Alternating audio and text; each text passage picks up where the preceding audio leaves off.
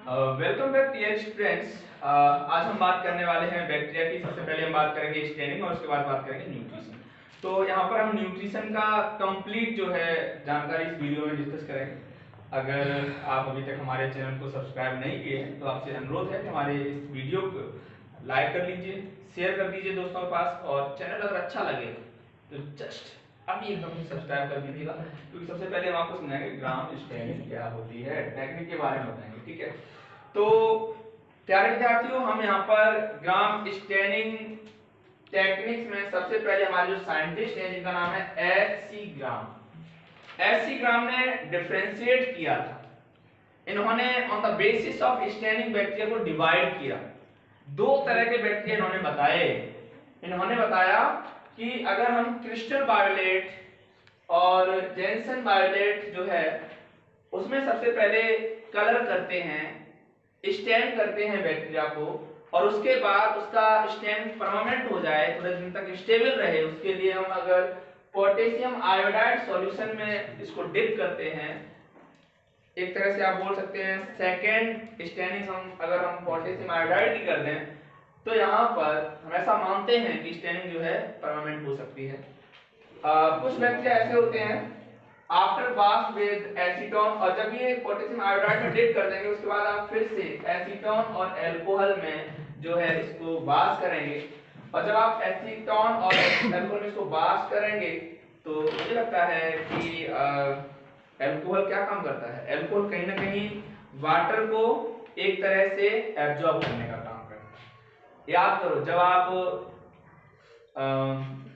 Lab के अंदर कहीं ना कहीं सेक्शन को काटते थे, प्लांट्स के हों या एनिमल्स के हों, और जब आप स्लाइड प्रिपरेशन करते थे तो सबसे पहले स्लाइड में 10% अल्कोहल में उस पार्टिकुलर स्पेसिमेन को आप जो है डिप करते थे, उसके बाद फिर आप 20% में ट्रांसफर करते थे, फिर 40% में ट्रांसफर करते थे, 60 और फिर 80 और फिर 100%।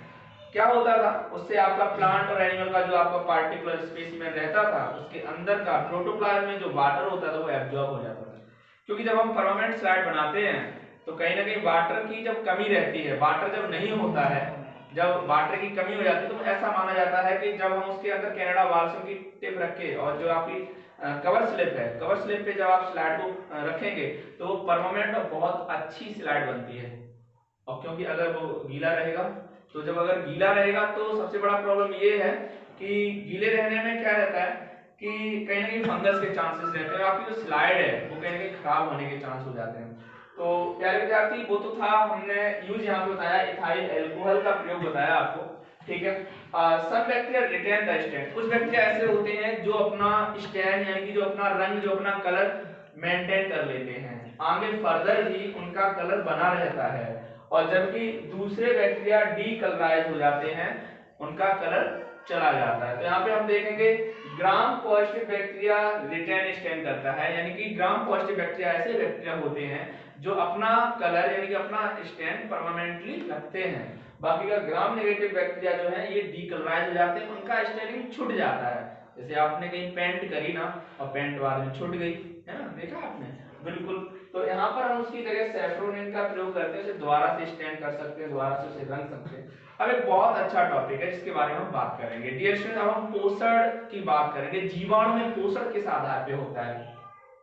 तो जीवाणु में दो तरह के पोषण होते हैं, ऑटोट्रॉफ्स और हेटेरोट्रॉफ्स। तो सबसे पहले सो एक्सटेंसिव मेटाबॉलिक डायवर्सिटी, यानी कि जो आपका जीवाणु है, जो आपका बैक्टीरिया है, ये मेटाबॉलिक डायवर्सिटी शो करता है। मेटाबॉलिक डायवर्सिटी का मतलब हो गया कि बहुत सारी विविधता है, अलग अलग प्रकार के जो बैक्टीरिया हैं वो अलग अलग टाइप की डायवर्सिटी दिखाते हैं। जैसे हम बात करें ई कोलाई बैक्टीरिया, तो ई कोलाई में न्यूट्रिशन अलग टाइप का होगा, ऐसे ही जो दूसरे बैक्टीरिया हैं उनमें अलग अलग प्रकार के जो है न्यूट्रिशन देखने को मिलेंगे। ठीक है, most of the bacteria are heterotrophs but some are autotrophs. ज्यादातर बैक्टीरिया जो है दूसरों पर न्यूट्रिशन के लिए डिपेंड रहेंगे, सड़े गले पदार्थों पे, है ना, या फिर कहीं ना कहीं वो ऑर्गेनिक कॉम्प्लेक्स मटेरियल को ब्रेक डाउन करने का काम करेंगे, वो डिकम्पोज करने का काम करेंगे, जिससे कि उन्हें क्या मिलेगा, कहीं ना कहीं एनर्जी मिलेगा, है ना, और वो कहीं ना कहीं फूड यानी कि एक तरह से न्यूट्रिशन लेने का काम करेंगे। ज्यादातर तो कैसे होते हैं, हेटेरोट्रॉफ होते हैं, विषमपोषी होते हैं, दूसरों पर डिपेंड रहने वाले होते हैं,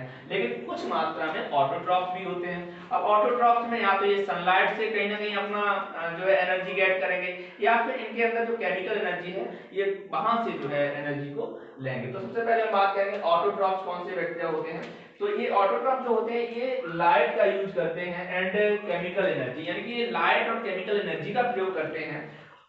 फोटोसिंथेटिक ऑटोट्रॉफ्स भी इसकी बात करेंगे तो यूज लाइट एनर्जी, ये कहीं ना कहीं लाइट एनर्जी का प्रयोग करते हैं। और तुम्हें पता है लाइट एनर्जी का प्रयोग करने के लिए तुम्हें पता है क्या होना चाहिए, वर्डक होना चाहिए। क्या होना चाहिए, वर्डक, जिसे पिगमेंट कहते हैं। आपको पता है ना पत्तियां हरे रंग की होती हैं क्योंकि इनमें क्लोरोफिल पाया जाता है। क्लोरोफिल के साथ साथ मेरे प्यारे विद्यार्थी आप जानते हैं जेंथोफिल और दूसरे वर्डक भी होते हैं, दूसरे पिगमेंट भी होते हैं जो कहीं ना कहीं लाइट को ट्रैप करने का काम करते हैं। ये सेकेंड प्रोसेस है, मतलब फोटोसिंथेसिस समझाएंगे आपको, तो हम पूरा जानकारी देंगे किस तरह से ये लाइट को ट्रैप करते हैं, किस तरह से फोटोन को ये ट्रैप कर लेते हैं। पिगमेंट आर प्रेजेंट, तो यहाँ पे पिगमेंट जो होते हैं वो क्लोरोफिल के हो सकते हैं, जैसे कि पत्तियों में उनका क्लोरोफिल का पिगमेंट होता है, तो यहाँ भी अपने के खुद के पिगमेंट रहते हैं जो लाइट को एब्जॉर्ब करने का काम करते हैं। और ये नॉन ऑक्सीजनिक होता है, बिल्कुल नॉन ऑक्सीजनिक होता है आपका। ज्यादातर बैक्टीरिया जो होते हैं फोटोसिंथेसिस वाले जो ऑटोट्रॉफ बैक्टीरिया होते हैं इन्हें नॉन ऑक्सीजनिक होते हैं, इनमें ऑक्सीजन की एब्सेंट रहती है। और लेकिन एक बैक्टीरिया यहाँ पे एक्सेप्शन है जिसका नाम आपको याद रखना है, साइनोबैक्टीरिया। साइनोबैक्टीरिया जो है कहीं ना कहीं ये क्या करता है, ये ऑक्सीजनिक बैक्टीरिया है ना, ये ऑक्सीजन की इसको जरूरत पड़ती है। अब हम बात करेंगे photosynthetic autotrophs, other two type के होते हैं। पहला है फोटोलिथोट्रॉफ्स और दूसरा है फोटो ऑर्गेनोट्रॉफ्स। तो फोटोलिथोट्रॉफ्स कैसे होते हैं, पर्पल सल्फर बैक्टीरिया या फिर ग्रीन सल्फर बैक्टीरिया। देखिए पर्पल सल्फर बैक्टीरिया और ग्रीन सल्फर बैक्टीरिया ये दोनों ही फोटोलिथोट्रॉफ्स हैं, जबकि पर्पल नॉन सल्फर बैक्टीरिया जो है ये फोटो ऑर्गेनोट्रॉफ्स हैं। ठीक है, अब हम बात करेंगे सेकंड जो है ऑटोट्रॉफ्स की। तो ये पहला था फोटो सिंथेटिक ऑटोट्रॉफ, दूसरा है कीमोसिंथेटिक ऑटोट्रॉफ। तो नाम से क्लियर है कि यहाँ पर केमिकल एनर्जी का प्रयोग होगा। तो chemical energy obtain from oxidation of the chemical compound. तो केमिकल कंपाउंड का यहाँ ऑक्सीडेशन होगा और ऑक्सीडेशन होने से वहां पर एनर्जी रिलीज होगी और इसी एनर्जी रिलीज की गई एनर्जी को ये एब्जॉर्ब करेगा। और होने वाला क्या यहाँ पर अमोनिया है NH3, अमोनिया चेंज हो जाएगी नाइट्रेट और नाइट्रेट फिर फर्दर डिवाइड हो जाएगा, मतलब चेंज हो जाएगा नाइट्राइट। यानी कि अमोनिया से नाइट्रेट बनाने में जो बैक्टीरिया मदद करेंगे, जो बैक्टीरिया यहाँ पे मदद करने वाले हैं वो कहीं ना कहीं उनके नाम है नाइट्रोसोमोनास या नाइट्रोकोकस, नाइट्रोसोमोनास और नाइट्रोकोकस। और वहीं पर नाइट्रेट से नाइट्राइट में कन्वर्ट करेगा नाइट्रोबैक्टर। तो यहाँ पर तीन बैक्टीरिया का हमें फंक्शन बहुत अच्छे से समझना है, नाइट्रोसोमोनास, नाइट्रोबैक्टर और नाइट्रोकोकस, कहीं ना कहीं हमें पूरा समझना है। ठीक है, चलो अब हम बात करेंगे मेरे प्यारे विद्यार्थी कि आपका जो ये कीमोसिंथेटिक बैक्टीरिया ये भी फर्दर टू टाइप का होता है, जस्ट लाइक फोटोसिंथेटिक ऑटोट्रॉफ्स की तरह। यहाँ पर भी ये टू टाइप का होता है, पहला होता है कीमोलिथोट्रॉफ्स और दूसरा होता है कीमो ऑर्गेनोट्रॉफ्स। तो पहला होता है कीमोलिथोट्रॉफ्स और दूसरा होता है कीमो ऑटोट्रॉफ्स, कीमो ऑर्गेनोट्रॉफ्स। तो कीमोलिथोट्रॉफ्स में क्या होता है, सल्फर बैक्टीरिया है या फिर नाइट्रीफाइंग बैक्टीरिया है, ये आपके कीमो जो है लिथोट्रॉफ्स हैं।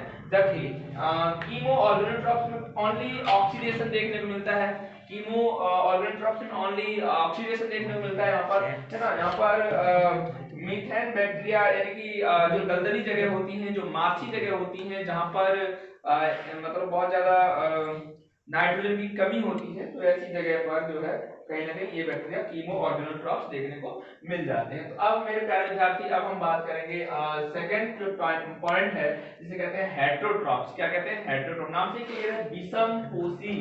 विषमपोषी यानी दूसरों से पोषण लेने वाला ऐसा बैक्टीरिया जो दूसरों से न्यूट्रिशन गेट करता है ना। तो प्यारे विद्यार्थी ये डीकंपोजर होते हैं और ये किसको डीकंपोज करते हैं, सड़े गले पदार्थों पर डिपेंडेंट रहते हैं, है ना। ये तो ये भी डिफरेंट टाइप के होते हैं। पहला है सेप्रोट्रॉपिक बैक्टीरिया जिसे कहते हैं मृतोपजीवी, दूसरा होता है ये भी दो प्रकार के होते हैं, ऑब्लिगेट सेप्रोट्रॉफ और फैकल्टेटिव पैरासाइट, है ना। तो ठीक है, हम यहाँ पे देख लेंगे। पहला होता है अविकल्पी, यानी कि ऐसे माइक्रो ऑर्गेनिज्म यानी ऐसे बैक्टीरिया जिनके पास विकल्प नहीं होता, ये केवल डेड और डिकेइंग मैटर यानी कि सड़े गड़े जो मैटर होते हैं उन्हीं से अपना भोजन जो है ग्रहण करते हैं। ठीक है, तो इसमें आपका आ गया बैसिलस बल्गेरिस और दूसरा है क्लोस्ट्रीडियम बोट्यूलिनम। ठीक है, तो ये आपका अविकल्पी, यानी कि यहाँ पे आप ध्यान रख लीजिएगा कि सेप्रोट्रॉफिक बैक्टीरिया टू टाइप के होते हैं, ऑब्लिगेट सेप्रोफाइट और फैकल्टेटिव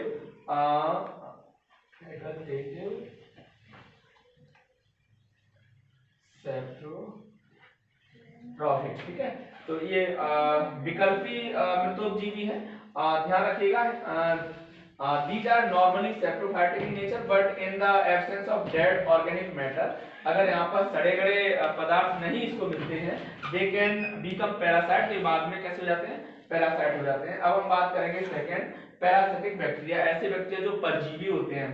तो कहीं ना कहीं ये लिविंग ऑर्गेनिज्म को होस्ट बनाकर उनसे कहीं ना कहीं न्यूट्रिशन लेने का काम करते हैं। प्यारे विद्यार्थी, अब हम यहाँ पर इसको भी कहीं ना कहीं डिवाइड करने की कोशिश करेंगे। तो पहला है ऑब्लिगेट यानी कि अविकल्पी परजीवी और दूसरा है फैकल्टेटिव सेप्रोट्रॉफिक।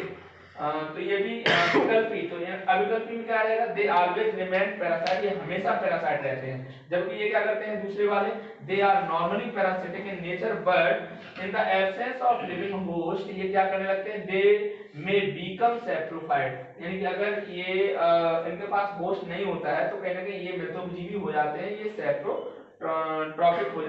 सेप्रोट्रॉफ हो जाते हैं।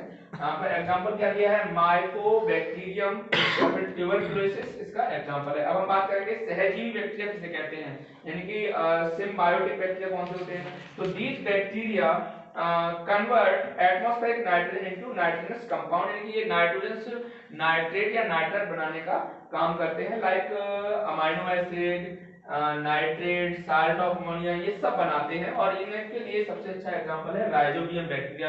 आप जानते हैं राइजोबियम बैक्टीरिया कहीं ना कहीं लेग्यूमिनेसी फैमिली के रूट नोड्यूल्स में पाया जाता है ना। ये आपकी लेग्यूमिनेसी फैमिली पल्स फैमिली होती है, दालों की फैमिली को हम कहते हैं। ठीक है, तो इस तरह से ये बैक्टीरिया जो है कहीं ना कहीं अपना न्यूट्रिशन लेने का काम करते हैं। तो इस तरह से हमने आपसे सामने डिस्कस किया द न्यूट्रिशन इन बैक्टीरिया। तो आई थिंक आपको ये वीडियो अच्छा लगा होगा। आपसे रिक्वेस्ट है आप लाइक करें, शेयर, सब्सक्राइब करें चैनल को। Thank you.